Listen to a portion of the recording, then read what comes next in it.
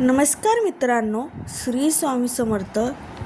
या 5 लोकांना तुमच्या दारातून रिकाम्या हाताने चुकूनही पाठवू नका, अन्यथा पापाचे भागीदार व्हाल.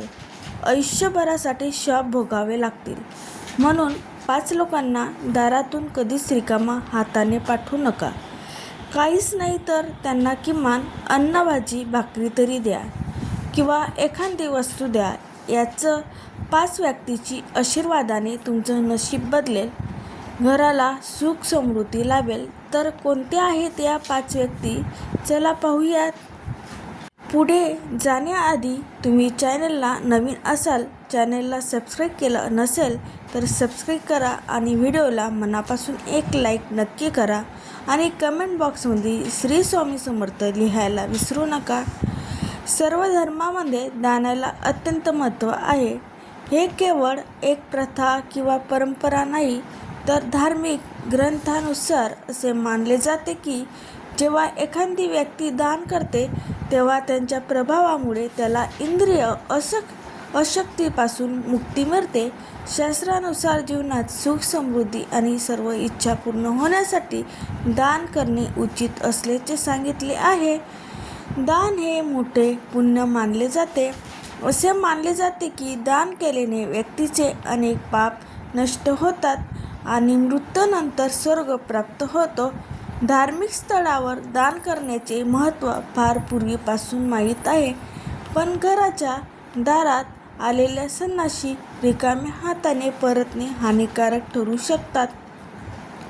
शास्त्रानुसार या 5 लोकांना रिकाम्या हाताने परत पाठवले तर दुर्दैवीत बदलते आणि घरात येणारे आनंद काही दोष निर्माण होऊ लागतात.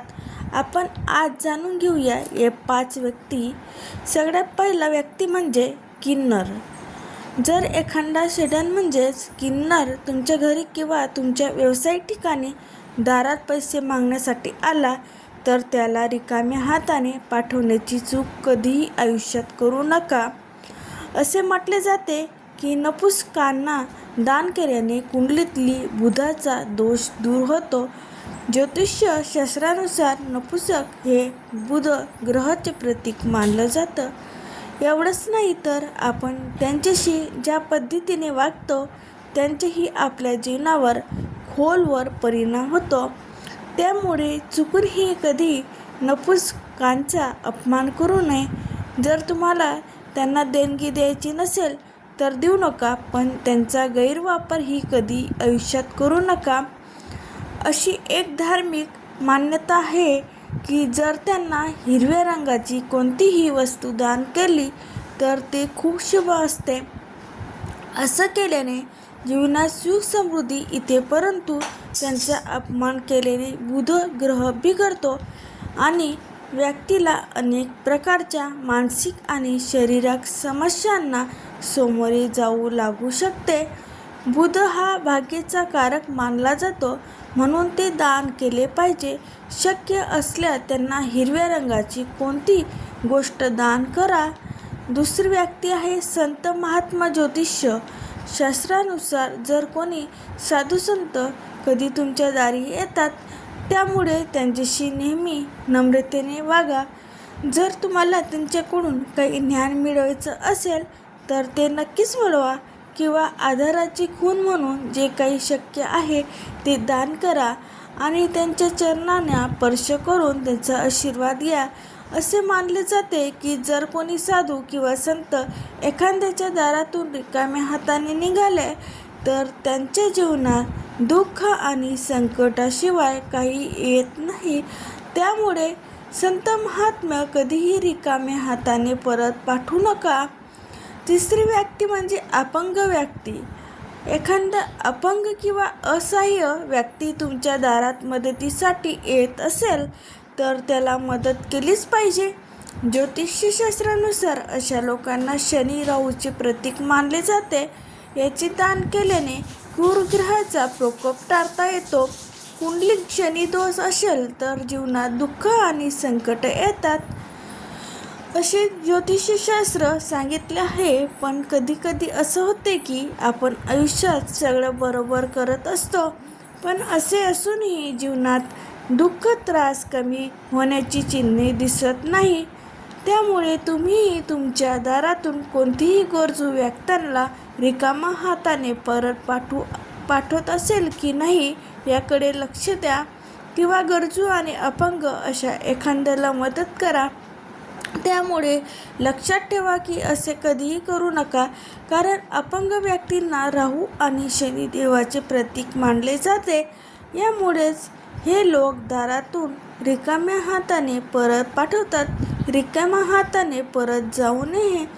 चौथी व्याख्या म्हणजे भिकारी. भिकारी घराच्या दारात भिकारी आला तर त्याला रिकाम्या हाताने परत जाऊ नये. पैसे नसल्यास अन्न, पाणी किंवा त्यांना देण्यायोग्य वस्तू देखील दान केल्या जाऊ शकतात. दारात किंवा कुठेही भीक मागणाऱ्या लोकांना लोक शिवीगाळ करत असल्याचे अनेकदा दिसून येते. अरे पण ते धार्मिक शास्त्रानुसार तुम्ही एखाद्याला दान देताय, त्यांना हाकलून देणे, फटकारणे अजिबात योग्य नाही. असे केल्याने आपले संचित पुण्यही नष्ट होते असे मानले जाते. त्यामुळे धार्मिक शास्त्रानुसार भिकाऱ्याला कधीही तुमच्या दारातून रिकाम्या हाताने पाठवू नका. तुमच्या क्षमतेनुसार जे काही दान करा. तुम्ही ते करू शकत नसाल तर ईश्वराची क्षमा मागवा. पाचवी व्यक्ती आहे ती म्हणजे घरची मुलगी. घरातली मुलगी सासरून माहेरी आली की तिचा अपमान कधीच करू नये. जेवढे तिचे लाड करता येतील तेवढे करा.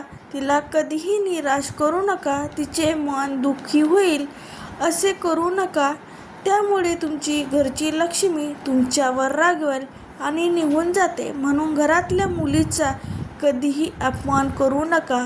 यामुळे घरातले सुख समृद्धी कायमच निघून जाते.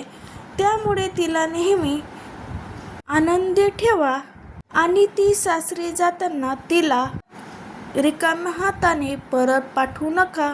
त्यामुळे तिला नेहमी आनंदी ठेवा, कारण मुलीला दिल्याने कधीही तुम्हाला कशाचीही कमी पडत नाही. अशा प्रकारे आपण हा आपला व्हिडिओ समाप्त करतो. सर्वांना शेअर करा आणि सर्व मैत्रिणींना सबस्क्राईब केलं नसेल तर सबस्क्राईब करून घ्या. चला भेटूया नंतर व्हिडिओमध्ये. श्री स्वामी समर्थ.